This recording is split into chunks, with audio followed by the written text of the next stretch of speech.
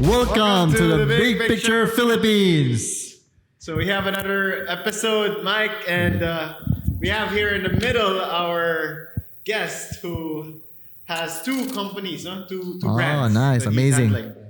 And one that is, I'm a little bit shy with my setup right now because he is a photographer and videographer, very famous. And another brand called Takoyaki, right? Amazing. Amazing, yeah. From service to photography to food industry. Yes. So, yeah. Oh, yes. Right. So, Welcome.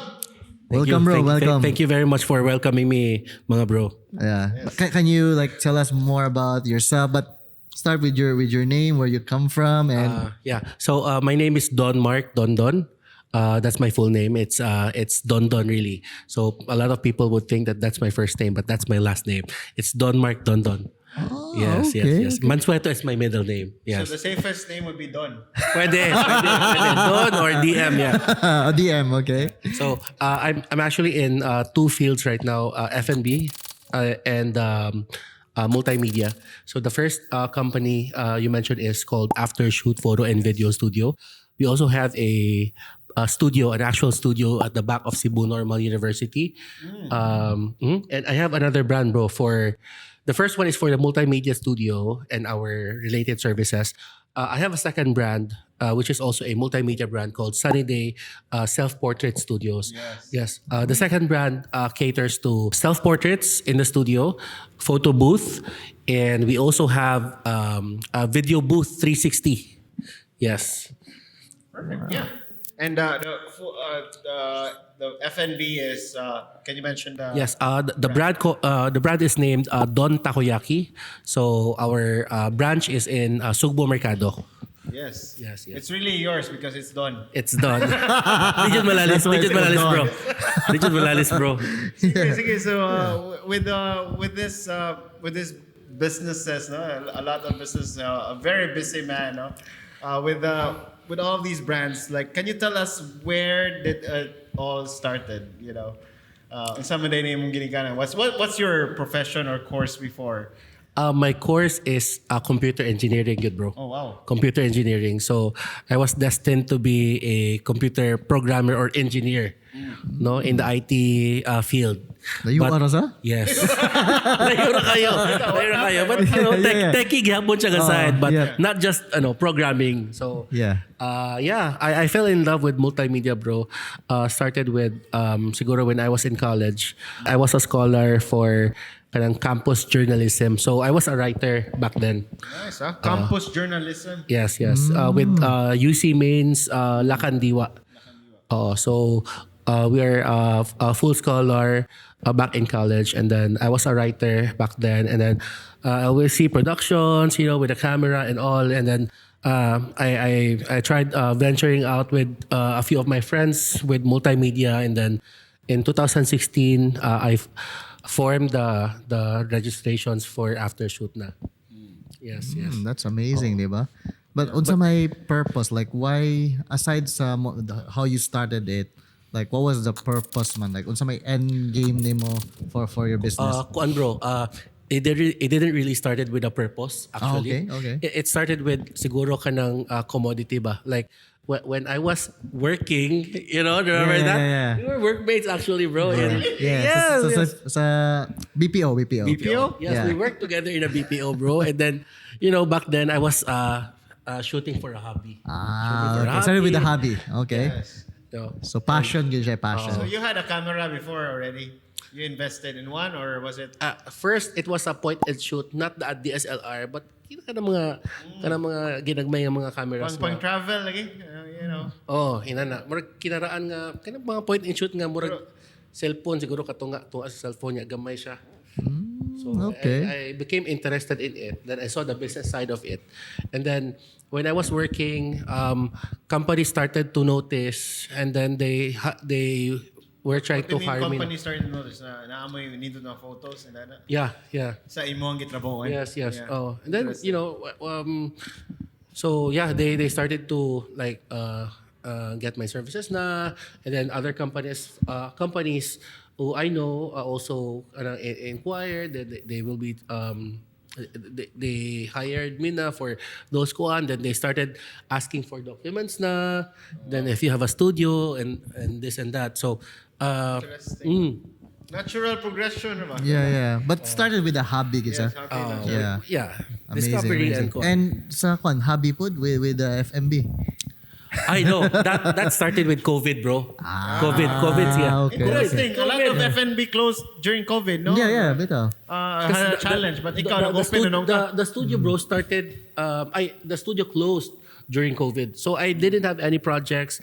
I also couldn't invite clients to the studio. Yes, We didn't have any shoots, so kanang medyo kuan man ta na may pagka ADHD man ta niya. Di man ta ka ay di ta ganahan ba nga ate buhaton. Yep. I tried experimenting ba nga. This was a old passion of mine, which is cooking. Ganahan sa kuan ang cooking. So I formulated the kuan, bro. I formulated the brand. I formulated the recipe. It's my own recipe, good, bro. Okay. With Don Takoyaki. During COVID 2020. Yeah. Interesting ni siya, Mike, ba? Because a couple of our past guests, Yes. Christian as well, in a previous interview, is also has this, should we call it ADHD day? ADHD na. Kutikot mo, kuhan ka ba? Mo ticking kayo, ticking kayo, mga stuff. Kana mo create yun something. Create yun. bitaw. And also, our other guest who just interviewed earlier, Bertoni, also mentioned off cam na he wants himself to be really busy all the time. Bro. So, interesting, no? It's a common trait, I think. Sa usa ka ako entrepreneur. Yeah. Sa imo po, di ba? Yeah, ako, I feel like di ko productive kung okay buhat. I don't know. Is that a type A personality or something? Siguro sa? Siguro, no? Like you get bored siguro na marag I have to do something. Yes, Yeah, yes. Something productive juga. Interesting, no? Okay. So you got Don Takoyaki, and how did you get the customer if it's COVID? How did it happen? Use your mic. I hired I got a space, a commercial space in a mall downtown Colon. It was a new mall sad. So I signed the papers. That was 2020 of August, masiguro to. So it was a very risky kuan kay when I signed like ECQ. There was a new term for ECQ, but it was a renewed CQ. So there were new restrictions, this and that. But weeks followed. Pilahan gid siya, bro. Gipilahan gid siya maayo nga they know na bag-o siya nga kuan. So I was kanang enthralled ba na people would look for the brand. Uy, kanang Don Takoyaki diri. It was kanang different yun nga takoyaki, mana sila. Yes, Dagang kay mga reviews online, itag pa ko, pangitaon pa ko, chaton pa ko, kinsay owner ning Don Takoyaki kay ana lingaw kayo to, bro. That's the same thing with kuan, bro, with after shoot studio. Kay when I transferred locations from the one in Jones across Ongkinkin, the one with the 7-Eleven. Yes. When I transferred in at the back of Cebu Normal, a week after the blessing of the office, bro. Because I invited also my relatives, my parents my mom and my siblings who are from kanang outside ba, US, Canada. A week after nag-ECQ. The first ECQ ever. So Bago pa siya today. bago pa to ng office. So then nahimo na ako siyang residence for dito na ko puyo kaya I was living in Ayala area ba during that time. So I stopped renting in Ayala and then ni-move na lang ko sa studio kay wala may tao niya lisod kayo. And also you're paying for that place. Yeah, I still paid for that place during that's why COVID. you have to cut. Was it part of that, the cutting cost, or? Yeah, cost cutting kita kay cutting, there's no income man. Then I had to kuan kay bag-o ng renovation. Yeah. So challenging po doon na parts, ha? Very challenging. kuan. So for you, bro, like with the duha ka book business imuhang giidala karon, how for the sake sa ato ang viewers po at the same time, like what was the greatest challenge that you had and how did you overcome it? Siguro, bro, with after shoot, no. The greatest challenge was introducing the after shoot studio ba. Because before I was a freelancer, so I shoot for other teams. I I shoot for birthdays. I had to kanang come up with a branding, yun ba? So it was a different game, yun. And then when you're dealing with companies, you have to also deal with accreditations. You have to deal with with your portfolio. They have to know who you worked with before, who you kanang mga participations nimo, more So siguro credentials nimo ba? pag-start, gid ra gid ang challenge daghan. Pag-start yun. How to Pag-start build yun sa your own business. personal brand. So Nimo. Yes, studio, yes, yes. From Studio. the freelance to studio. Yes, kana. That's No, the it's not just a gig.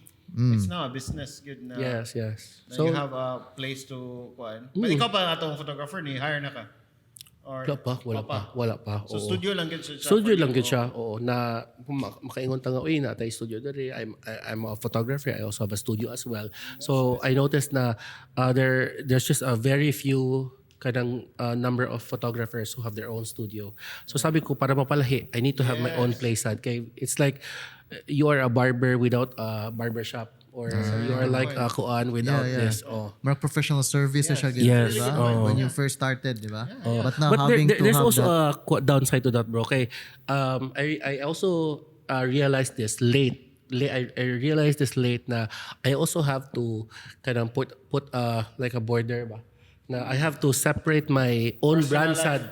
Yes, I have to separate my own brand, my personal brand from the studio sad. So siguro it was a good thing at first na I have to like connect my personal brand to the studio, but as soon as kanang naggrow na siya, nagkuha na siya, the studio has to set their own rates. It also have to have its own production team aside from what I do as a personal or as a photographer on my own. Oo. Wow. Yeah. Grabe siya. How about your takoyaki, bro? Like, kumusta man siya karon? Like, what was unsa may mga challenges nimo karon na after COVID na, like, unsa man ang imuhang kuanon challenges? Challenge, bro, kuan. Right now, medyo challenging siya. Kay I have to cost cut sad kay when it was in the COVID era, I put up branches, many branches, many kuan. Yep. I put up one in Streetscape Mall, Yeah, I put yeah. up one in Seaside, in El Corso, in Mabolo, in other areas, and I realized na you have to kanang it doesn't mean na you put up many branches, it will also be more kusog, no? But sayop day siya kay you have to first set your own market. You have to know who you are selling the product to, so that maka-assure jud ka nga upatok siya sa inaning area. Yes, different areas, different market. Yes, sense. yes. Oo. So kana So how is it, bro? Have you closed some of them? Or yes, I have totally closed the rest of the branches. I'm only we are only serving in Cebu Mercado as of the yes. moment. ID Park.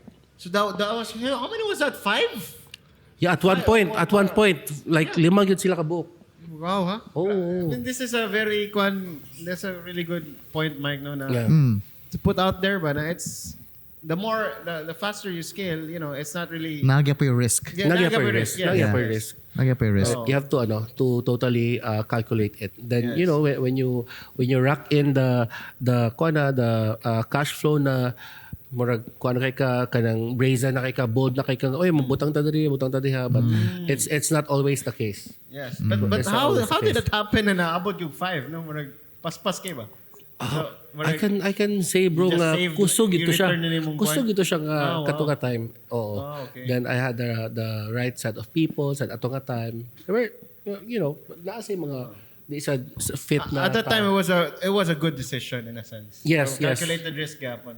calculated risk on some of the really good performing branches, but siya kanang I calculated it, and the other branches were really bleeding, and I think na di ko siya ang market for those areas ba.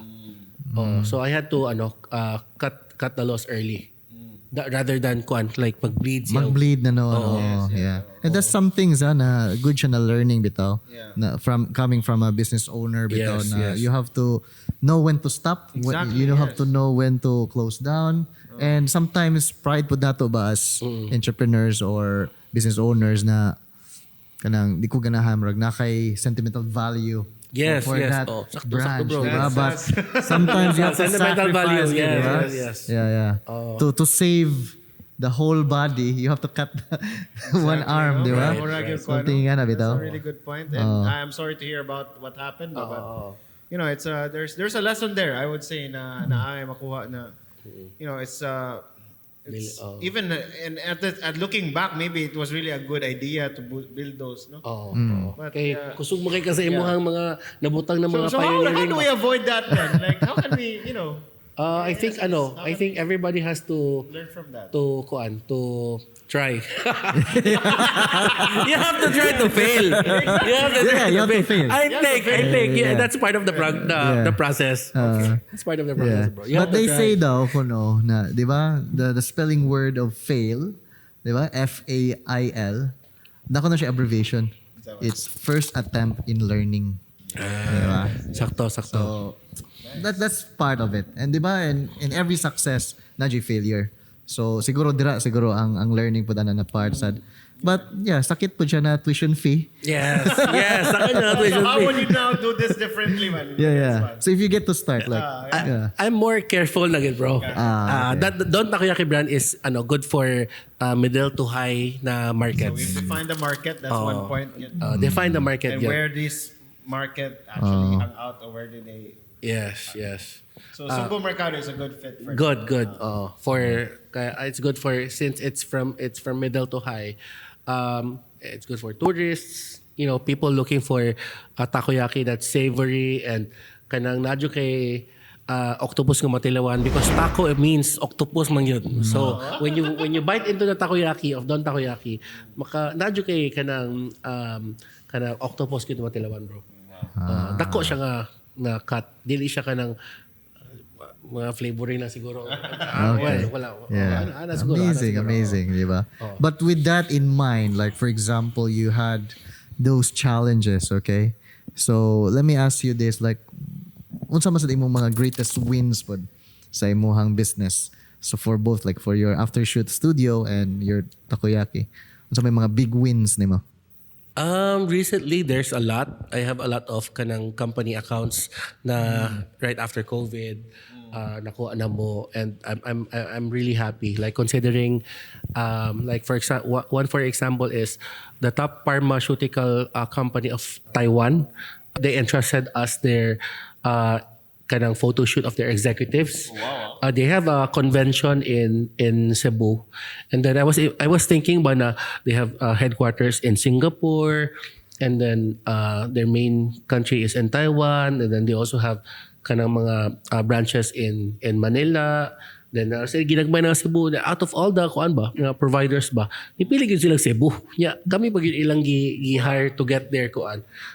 So that's a very kanang like, you know, top tier pharmaceutical company na they have a lot of resources, this and that, and ni kuan na sad sila for after shoot nga based only in Cebu.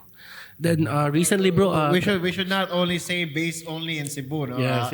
We're worldwide quality. Yes. Diba? Sakto kayo. Thank you. Top quality tier gid siya. Right. Siguro. I think we should change that mindset. Right. Yeah. But yeah, so they went to your studio, or is it? No. they went there We set up in their convention in Shangri-La Hotel. Oh wow! Congrats. Then so ina na. Kuan sad, bro. Recently the Sinulog to 2024 the kuan, bro, kanang San Jose of the Dinagat Islands na clients na ako sila, and then they hired us to create their video in that they submitted to ABS-CBN and GMA. Yes. Okay. So and ma-air ni siya kano sa na-air na. na-air na. Sa local na local na. That's amazing. But I'm pretty sure na ay mga YouTube siguro nga mga live nga na ikaw mismo ang nag-shoot ato. Kami sa akong team. Sa team. How many people do you have now for that? For that shoot, we had 3. For your team lang. Somebody mo ang team day. How does this, like, for those who want to start this kind of business, or just curious about it, how does the team work? Are you hiring them full time, or is that part time or project based? Because the skills required for these types of projects, bro, are very kanang hard to get by ba. I mean, very specialized. Then you don't really kanang kuan na you don't really hire a person who doesn't have any experience of the tools, the applications, and the equipment. So most of them, especially the high ticket ones, they have to be project based. Project based. And then you also have to know how they shoot, how they do the editing. So you cannot do everything on your own. Yeah. So, wakay full-time basically, right? I have. In the studio. Okay. But for the projects, projects, I have on-call people who are really talented. Credible, Yes. Kay kuan man siya in very case-to-case basis gid ang mga projects. And then they're not always recurring. So it wouldn't make sense if you would hold a person na with only this kind of skill set ba. But they're very good at this skill set. So you cannot really kanang kuan. It would be a loss for you if you would get them full time. Yes. And I think there's a community behind it as well, no? Yes. That you can connect with each other. Super. Cebu has a lot of very talented individuals, creative individuals, bro, who has experience in the types of output that you would like to have. Collaboration is really key there. Because it's interesting, bro, because we usually have full-time naman. Okay. We try, but for this ba, specialized kayo, no? Oh, bitaw. And it requires skill set man just lahi ra gid ang mga mot bitaw jud. Especially Yes, kang mga doon. mot, And yes. that's the reason siguro why ang katong from international na ara gid ni ko siya siguro nakakita sa mga results Yes, or na yes. naka-refer sa mo na naka maayo na daan. And I can say for myself food because I'm also a customer po ko niya. Yeah. Customer po ko niya. So Client din ako actually. Like it. So actually high caliber po. Ako I can recommend gid sa atong mga viewers po is the quality of photos po na yang i-produce Yes. kuan gid siya. I Thank think you, it's bro. because of skill po na siya. Skill, And I pangamat. believe pila ka po sleepless nights din mo na pag-edit, kanang pag-learn na skill. Super. And muna di ba di Listen kay ginaingon. Shikuan, bro. Ang nakakuan ani ba is ang the skills that I have are really hard to pass on. Yes, that's It's what, really hard to pass on. Like you cannot just train the person na you would It's not like kanang- point and shoot ra, di ba? Dahil ra gyud. kanang makaingon ko nga tinuod yun din ang pangamot. Tinuod yun din ang mga pangamot kay I've tried teaching like a full-time staff ba like 1 year na nimo, but they wouldn't still be able to get how you do the shoot, how you like make the timpla of the light. interesting. no? So So in terms of like scaling out, that's one thing that we always big on, or maybe we always discuss in the back off cam with Mike. Like how can we scale this in this sense of business? So for those who wants to get into this, Kwan, this is Kwan, bro. This is one of the things that I've realized lately lang. The time I met you guys here na si Carlo, na si yes. si Binux, Chef Binux. Kwan, I separated my rates sa studio and my own rates. So you can scale it. You have to what's good about the studio is that ma-scale din mo siya. It's because you can teach your staff to how they can do the lighting in this specific mga standard shoots lang. Yes. Then how they do the lighting, the settings. It's a very calculated na siya. It's not kanang well, you can still make it artistic, but there are standard na setups that they can use on for the clients. And More I think presets na. one of the most successful studio enterprise that I've seen so far is kanang gitawag nga Great Image. Yes. Great Image, bro. Okay. They were able to put studios in all SMs. Oh yeah. Yes, diba? Even in Manila, all SMs there, they have great Image. So I think that's the only way to scale for a studio setup. But if we're talking about Professionals. like mga productions, very specific ang skills, ang skill sets, ang experiences sa kada person na imong kuhaon for the production team.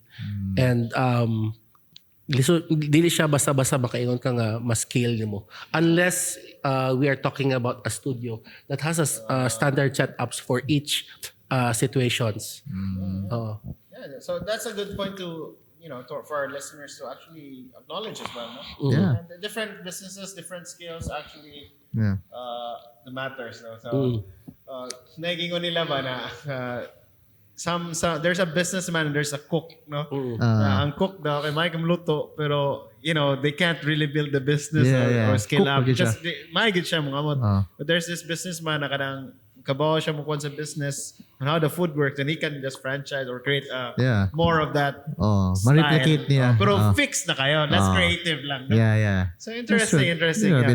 Yeah. Also, I just want to ask lang po, like, for the sake of our viewers lang sad, I want to ask kanina type of industry or business.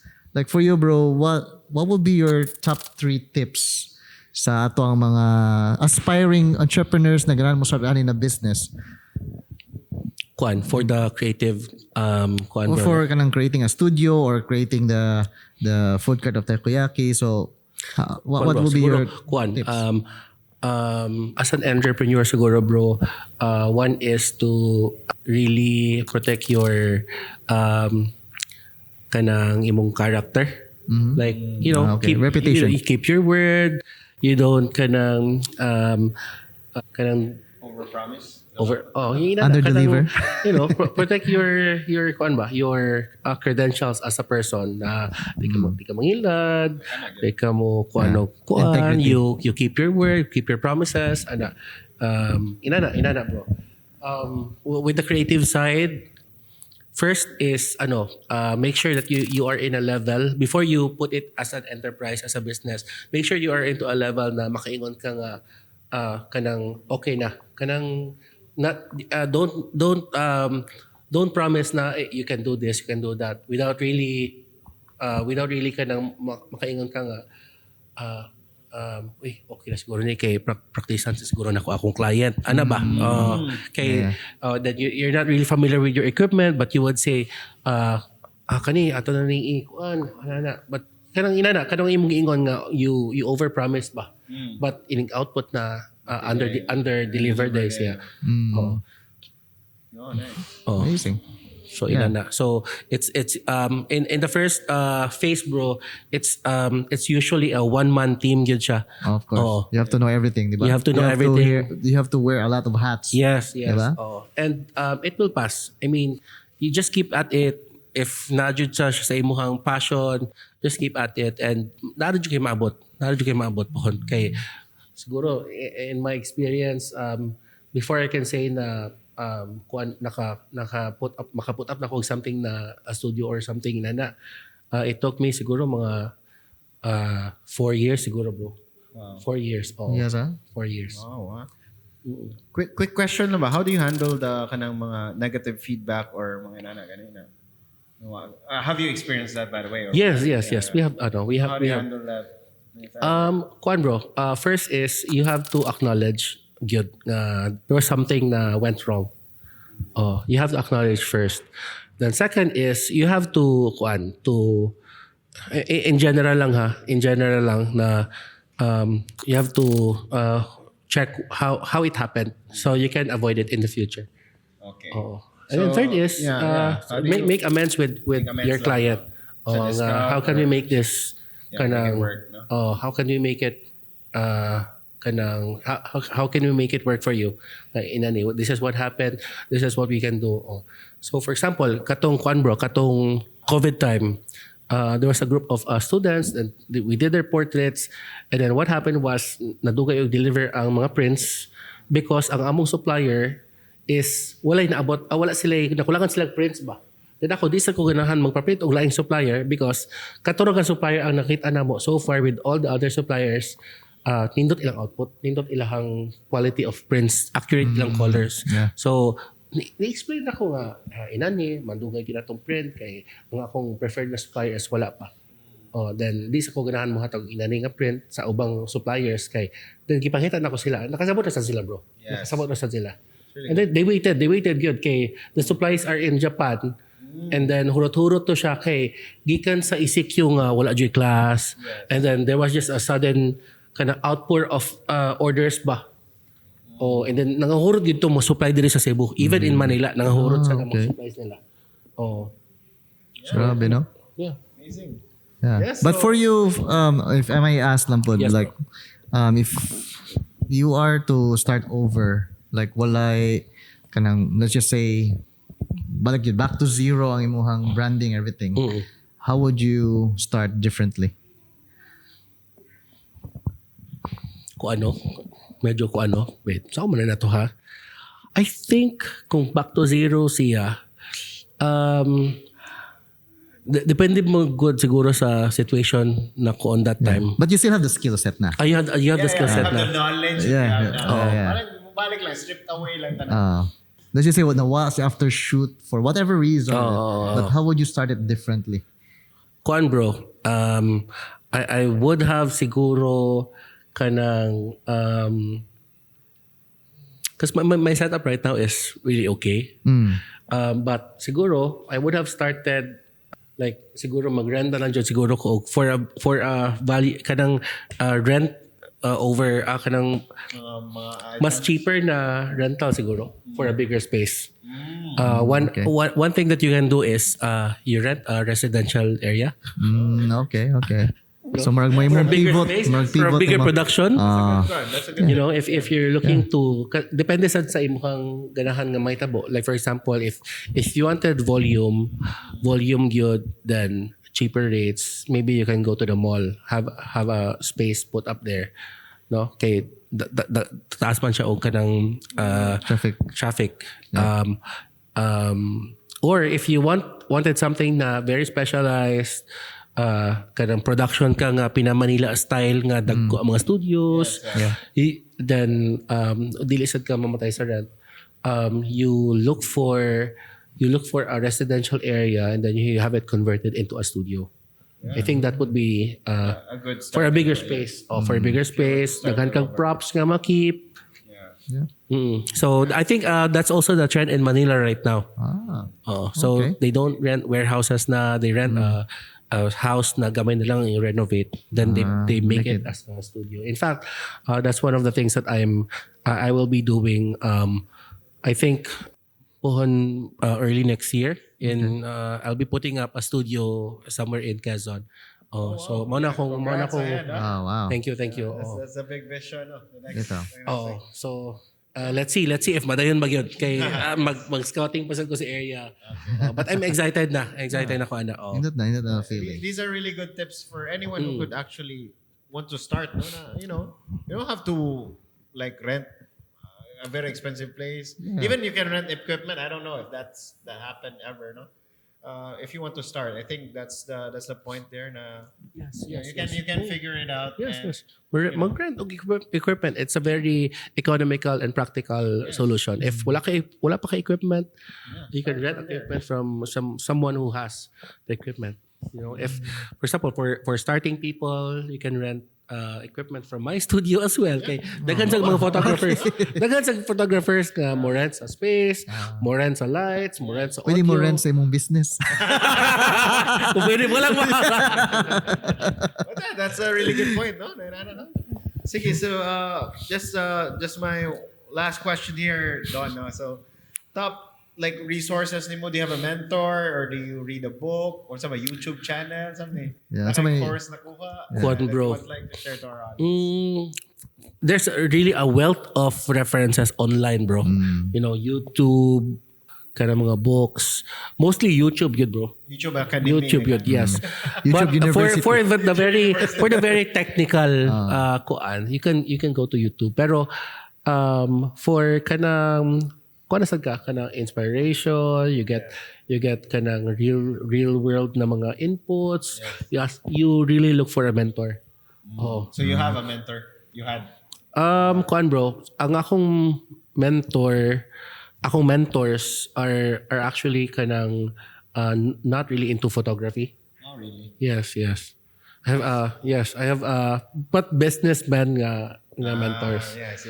Oo. So Because you have the skills, you need the mentor for the business side. yes. To make okay. so you can pull through. Really good point. Right. Do you want to add anything, Mike? Yeah, daghan kong na learn sa iyahang dimensions and the good thing about sa iyang story is very inspiring actually. Like it's a very niche bitaw kay siya. And when we talk about niche, like specific kaayo siya na business na it needs that skill set bitaw.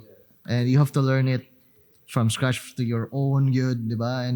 And coming from that na imo yung coming like hobby bitaw, na imo siyang way na makakita kag way to make money out of it.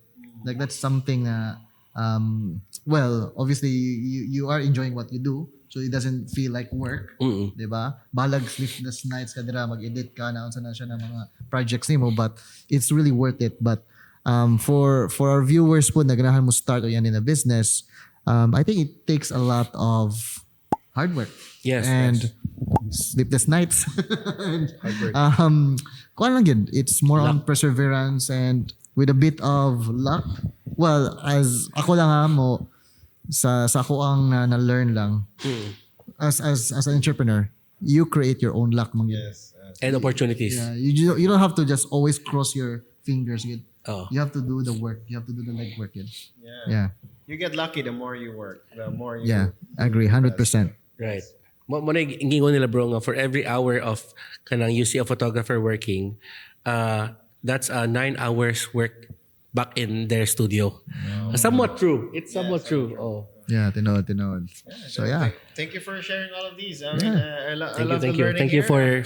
thank you very much for I think inviting our me. audience would appreciate because there's a lot of people in the learning multimedia right now, yeah. getting into that, especially with this day and age. No, na ang mga there's a lot of things Digital going- na. Yeah, Oo. digital na good. Digital na gid siya. There's a lot of So, one. yes. There's a big concept. There's a big need for content creators like us, for businesses, for private individuals who needs to have their portfolio done, or in the business side as well. There's a lot of especially with the switch to the video format. There's a lot of businesses asking for that. Yes. Yeah.